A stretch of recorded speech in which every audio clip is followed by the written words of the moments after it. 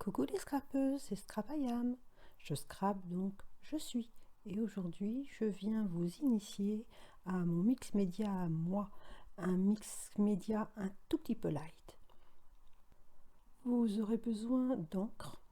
Prenez celle que vous avez, une encre liquide de n'importe quelle marque. Évidemment, si vous avez de l'aquarelle, c'est bien mieux parce que l'encre est beaucoup plus concentrée. Donc c'est parfait. Mais bon, tout le monde n'ayant pas ça, vous avez peut-être des pads d'encre à l'eau. Donc Distress, ça convient très bien. Vous en déposez un peu sur une surface plane. Vous pouvez également les déposer au pinceau en mélangeant avec de l'eau. Il vous faudra des tampons de fond, des pochoirs,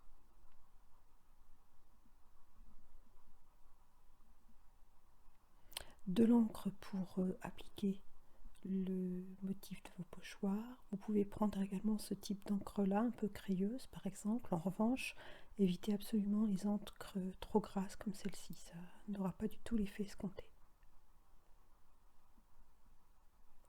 Pour appliquer vos encres de fond, il vous faudra de la Versafine ou une encre qui résiste à l'eau. Et enfin, pour mettre vos encres liquides, les bouchons de bouteille de lait, c'est parfait. Quand vous avez fini de vous en servir, vous les jetez. Bien sûr des pinceaux, donc des pinceaux assez gros qui peuvent retenir l'eau. Et enfin de la peinture acrylique, de l'encre blanche ou bien du gesso pour les finitions. Moi j'ai décidé de faire une couverture pour ce petit journey notebook. Donc je vais évidemment choisir mes couleurs en fonction du papier qui va me servir à l'intérieur de mon ouvrage. On commence par badigeonner son papier avec une grande quantité d'eau. Alors là, la qualité du papier est primordiale. Surtout ne lésinez pas. Plus votre papier sera de bonne qualité, meilleur sera le rendu. Donc je commence par les encres les plus claires qui vont donc se diffuser dans l'eau que j'ai déposée.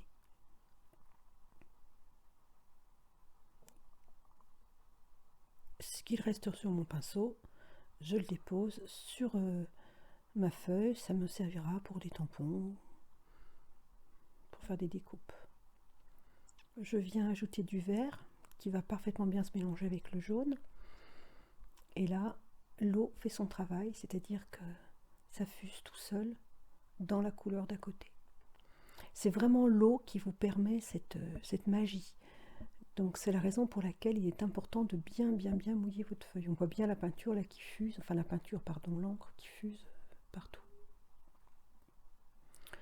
Donc je donne des petits coups de pinceau très légers et j'essuie bien sûr mon surplus de peinture pour pas faire de gâchis. Bon là on voit à la réaction du papier qu'il commence à manquer un petit peu d'eau, hein. Il a bien absorbé.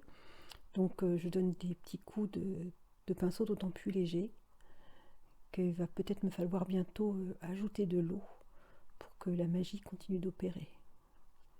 Voilà, là on voit bien qu'on a vraiment on voit les coups de pinceau là. On commence à voir que voilà, ça fuse plus, hop, on moule le pinceau, on rajoute de l'eau. Si vous pensez que le rendu est trop clair, vous revenez sur l'endroit que vous avez déjà ancré et vous en remettez par-dessus. Alors là, j'ai remis avec une couleur un tout petit peu plus foncée, un peu plus olive, hein, comme vert, pour que ça fasse un petit dégradé sympa. Mais vous pouvez revenir dans les endroits où vous avez déjà déposé de l'encre et redéposer avec la même couleur pour que ce soit plus soutenu comme couleur. Alors ça, j'adore. Voilà, là, quand il n'y a pas eu d'eau à un endroit et qu'on a des petites taches blanches, je trouve ça superbe.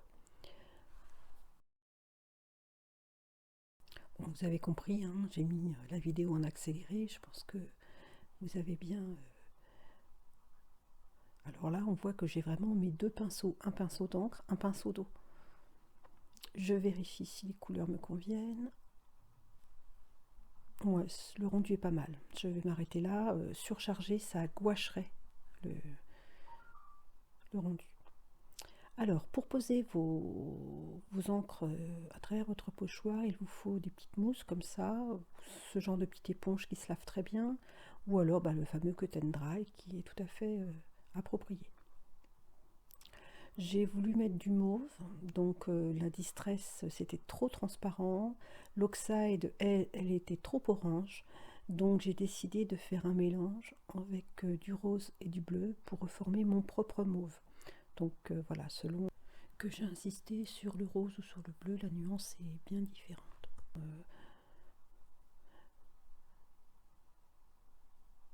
Alors là, on ne le voit pas forcément très bien sur la vidéo, mais en fait, quand j'applique mon encre, je donne des petits coups très très très légers.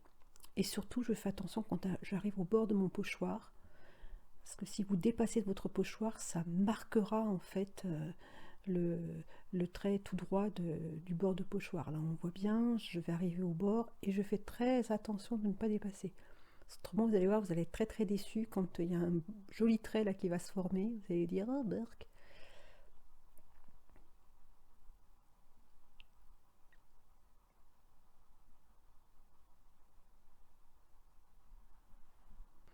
Bon, je pense que c'est pas mal. Le rendu est un peu irisé, c'est assez joli. Je vais pouvoir passer à l'étape suivante. J'applique mon tampon en déchargeant mon encre deux à trois fois pardon, sur ma surface. Comme ça donne des petits aspects un petit peu plus clairs. Ça fait des petits rappels. Alors vous pouvez choisir deux, voire trois motifs, mais pas plus, parce que c'est vrai qu'après ça fait un peu rococo, moi je trouve, ça fait un petit peu enfantin quoi. Quand vous appliquez vos motifs, n'hésitez pas à les mettre sur la moitié de votre bord, comme j'ai fait là, ça donne un aspect un peu plus imprimé, un peu comme un papier peint. Si vous ne faites pas dépasser comme ça votre motif, bizarrement, ça va donner un aspect extrêmement chargé. Bon, je mets mon dernier motif, le troisième, et pour le coup, je ne le poserai qu'une seule fois. Pour les finitions, j'utilise du gesso liquide. Celui-là est bien opaque, j'aime bien, c'est pas mal. Donc je prends un vieux pinceau dont les poils sont un petit peu durs et je vais les gratter en fait avec mon doigt. Alors vous mettez un gant si vous trouvez que c'est un petit peu dégoûtant, afin qu'il y ait des petites projections comme ça qui se forment. Alors plus les gouttes vont être plus ou moins grosses selon votre goût, vous voyez ce que vous aimez. Moi j'aime bien, je trouve que ça donne un petit aspect très dynamique à la fin.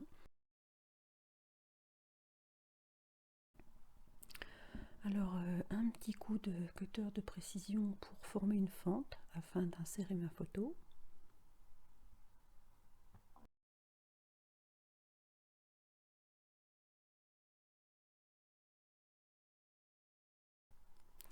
Alors j'ajoute un petit bout découpé qu'il me restait de mon projet Winter, le kit que je vous ai proposé. Et puis bon, ma petite touche personnelle, ça j'adore faire un petit trait comme ça noir tout autour. Alors je cherche pas à ce qu'il soit parfaitement bien droit, c'est pas du tout le but. En revanche, je m'arrête à chaque fois qu'il y a un tampon. Je trouve que ça met vraiment en valeur le motif. C'est sympa. Là, je fais la même chose autour de la photo, mais c'est pas systématique. Là, c'est vraiment parce que j'estimais que c'était plus chouette, quoi. Et puis un petit peu de masking tape. J'ai enlevé le mot que j'avais mis au départ. Et étant donné qu'il n'y a pas d'embellissement sur cette page, je trouve qu'un petit coup de masking tape, ça donne un petit côté un petit peu plus travaillé. Voilà pour mon mot, bien sûr. Et voilà, j'ai fini. Donc, écoutez, dites-moi ce que vous en pensez. N'hésitez pas à me laisser un petit commentaire. Ça me fait toujours plaisir, d'abord, d'avoir les coucou des copines. Et puis ça me permet aussi d'évoluer dans ma pratique, les petites critiques que vous pouvez me faire.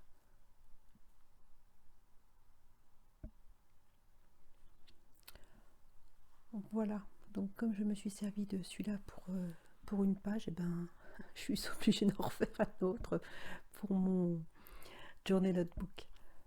Allez, c'est parti, je vous m'en accélérer. C'est juste pour le fun.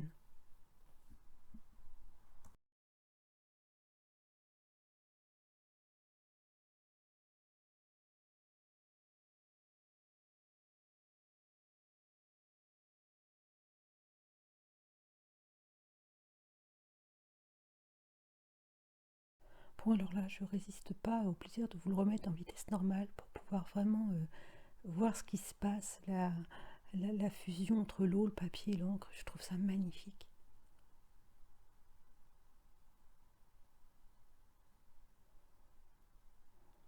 Allez, on continue.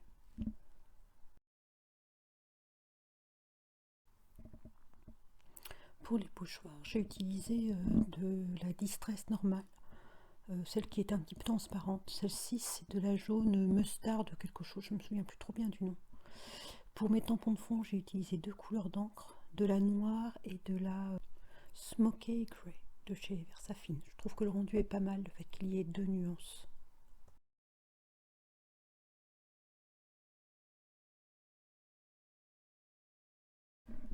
Et voilà, cette vidéo touche à sa fin. Vous verrez bientôt cette réalisation en couverture d'un de mes prochains albums. À bientôt les scrapeuses!